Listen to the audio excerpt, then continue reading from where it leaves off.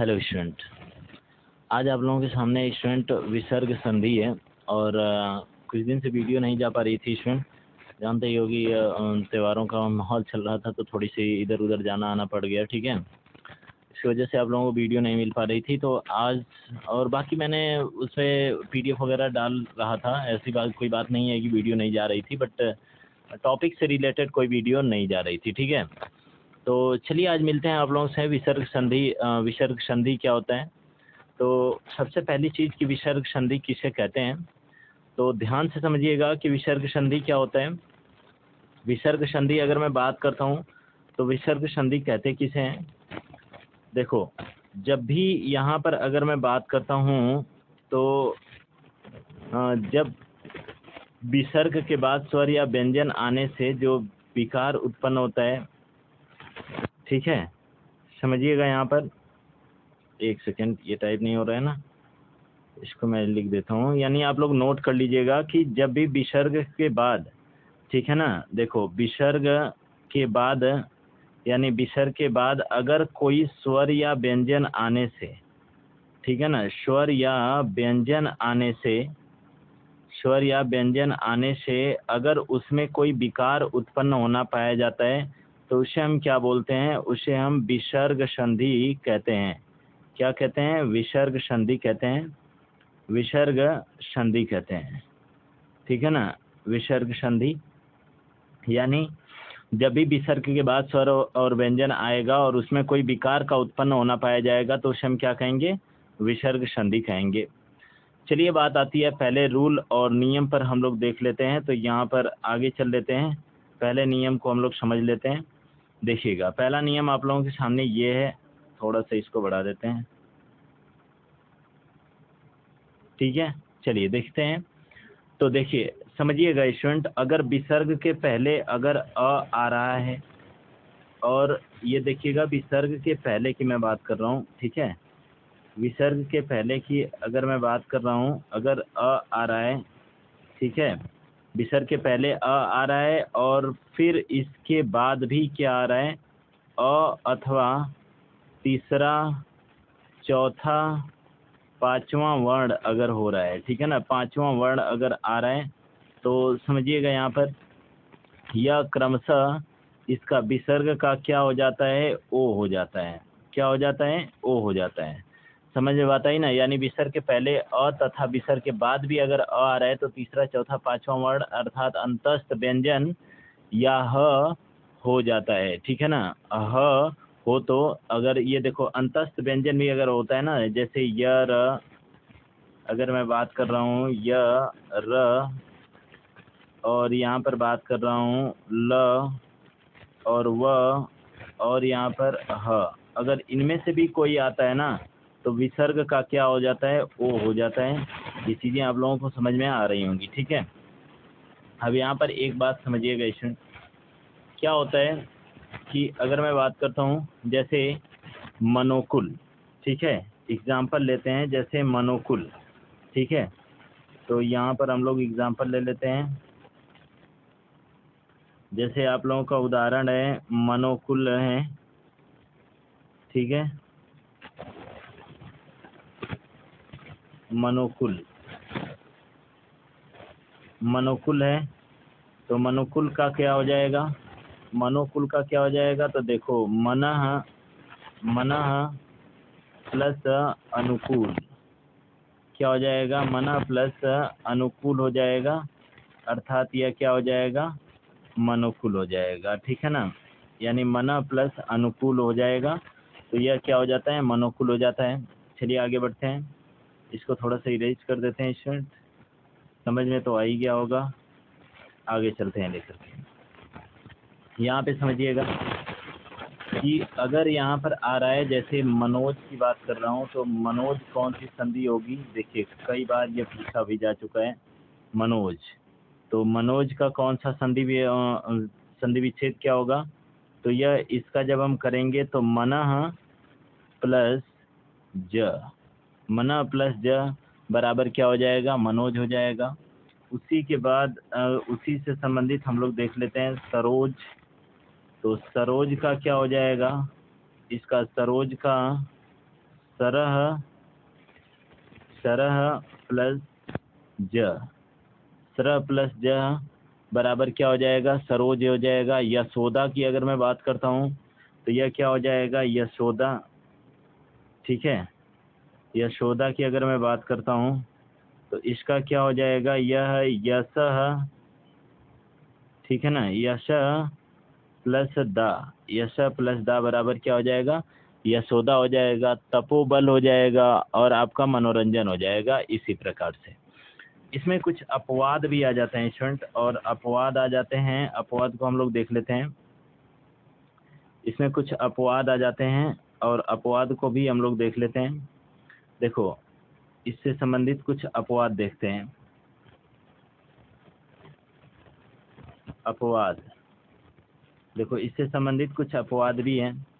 जैसे अगर पुनः अंतः में विसर्ग का र हो जाता है, यानी जब पुनः होता है और अंत आता है तो इसमें विसर्ग का क्या हो जाता है, र हो जाता है।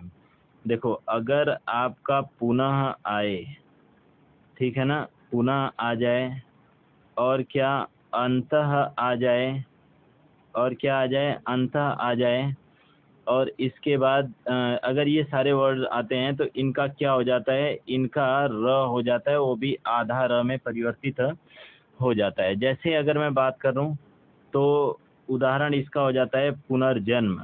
क्या हो जाएगा, पुनर्जन्म, पुनर्जन्म। ठीक है ना, पुनर्जन्म। और पुनर्जन्म का क्या हो जाएगा, संधि विच्छेद। तो आपका देखो यहाँ पर पुनः, पुनः प्लस जन्म, पुनः प्लस जन्म बराबर क्या हो जाएगा, पुनर्जन्म हो जाएगा। अंतरग्नि हो जाएगा, अंतर ध्यान हो जाएगा, पनमुद्रण हो जाएगा, ये आपका यानी पुनर्मुद्रण हो जाएगा। ठीक है, ये सारे आप लोग कर सकते हैं यहाँ पर। अब बात आ जाती है स्टूडेंट रूल नंबर 2, यानी जब विसर्ग के पहले अ और आ दिया गया हो, जब विसर्ग के पहले अ और आ दिया गया हो, समझिएगा इसको।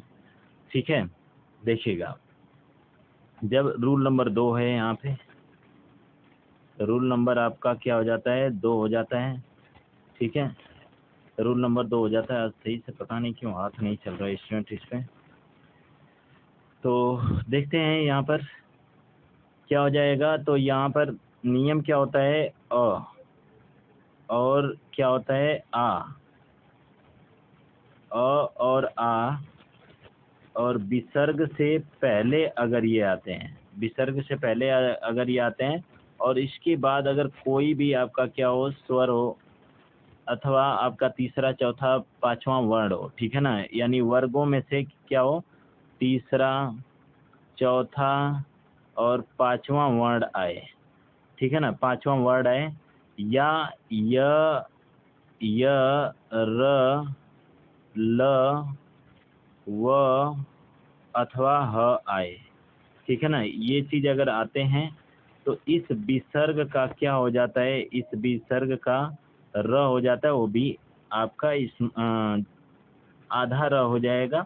यानी इसका रूल कुछ इस प्रकार से चलेगा कि यदि विसर्ग से पहले अ आ से भिन्न स्वर हो तो, तथा विसर्ग के बाद अ अथवा तीसरा चौथा पांचवा वर्ण य र ल व ह हो तो विसर्ग का क्या हो जाता है, आधा र में परिवर्तित हो जाता है। जैसे यहाँ पर अगर मैं बात करता हूँ तो यहाँ पर क्या हो जाएगा, समझिएगा।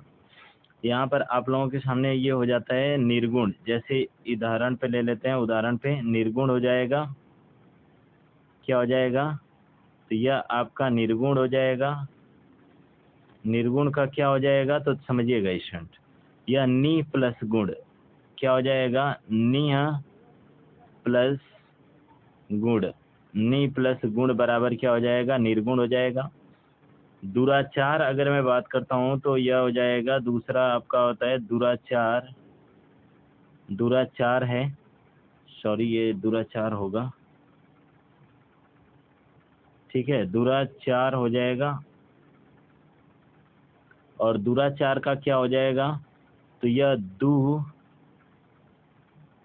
प्लस आचार, यह दू प्लस आचार हो जाएगा। निराशा की अगर मैं बात करता हूँ तो देखना समझना यहाँ पर निराशा क्या क्या हो जाएगा।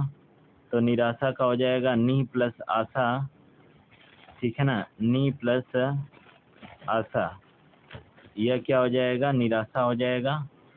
समझ में बात आई। दुर्जन, निर्धन, निर्मल, निर्यात, ये सारे सारे किसमें आ जाएंगे, यह आपके विसर्ग संधि के उदाहरण है। चलिए आगे बढ़ते हैं।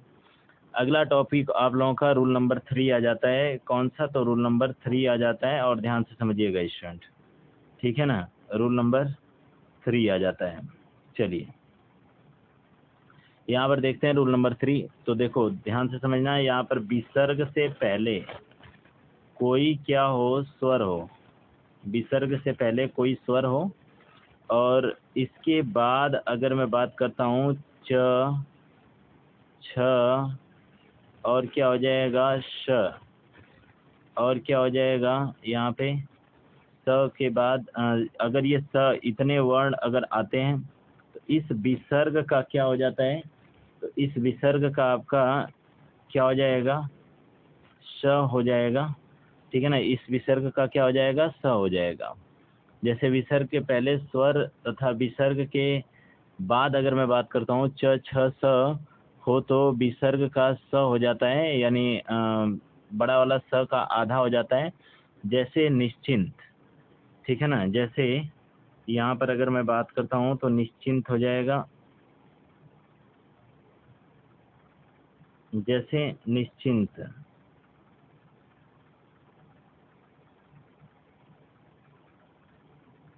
निश्चिंत। तो इसका संधि विच्छेद अगर हम करेंगे तो क्या हो जाएगा, नी प्लस चिंत बराबर क्या हो जाएगा, निश्चिंत हो जाएगा। देखो च आया, उसके बाद नी प्लस च, नी प्लस चय, और नी प्लस चय मिल करके क्या हो जाएगा, निश्चय हो जाएगा, निश्चय हो जाएगा। इसके बाद निश्चल, तो यहाँ पर देखिएगा निश्चल, निश्चल का भी आप लोग कर सकते हो, क्या हो जाएगा, तो यह निश्चल का हो जाएगा, ठीक है। और ये आपका एक सेकेंड, चलिए निश्चल, निश्चल का क्या हो जाएगा, तो इसमें अगर मैं बात करता हूँ आपसे तो यह क्या हो जाएगा, नी प्लस छल, नी प्लस छल हो जाएगा बराबर क्या, निश्चल हो जाएगा। समझ में बात आई। चलिए अगले टॉपिक पर चलते हैं हम लोग। इसी प्रकार से दुष्चरित्र है और कई सारे हैं एग्जाम्पल, तो आप लोगों का ये एग्जाम्पल हो जाएंगे, ठीक है। चलिएगा यहाँ पर आगे देख लेते हैं। तो अगला आप लोगों के सामने है, अगला आप लोगों के सामने आपका अगर विसर्ग से पहले, ये रूल नंबर है, अगर विसर्ग के पहले कोई क्या होता है, स्वर अगर आता है, कोई आपका स्वर अगर आता है, और इसके बाद क्या आता है त, इसके बाद देखिएगा, इसके बाद त और थ और क्या स, अगर छोटा वाला स अगर आता है तो इस विसर्ग का क्या होता है, इस्माल छोटा वाला स का आधा हो जाता है। जैसे मनस्ताप, जैसे यहाँ पर अगर मैं बात करता हूँ उदाहरण का, तो मनस्ताप, मनस्ताप, मनस्ताप का क्या हो जाएगा, तो यह मनः, मनः प्लस ताप बराबर मनस्ताप। विस्तार, विस्तार का क्या हो जाएगा, तो यह विस्तार का अगर मैं बात करता हूँ तो यह बी प्लस तार बराबर क्या हो जाएगा, विस्तार हो जाएगा। और अगर मैं बात करूँ तो नमस्ते, नमस्ते का क्या हो जाएगा, देखो आधा सा लग रहा है ना, तो नमस्ते का क्या हो जाएगा, यह नमः प्लस ते, नमः प्लस ते बराबर क्या हो जाएगा, नमस्ते हो जाएगा। इसी प्रकार से स्टूडेंट बाकी की जो क्लास है स्टूडेंट वो आप लोगों को नेक्स्ट वाली वीडियो में प्रोवाइड करूं, तो हाँ बाकी की क्लास नेक्स्ट वाली वीडियो में प्रोवाइड करता हूं।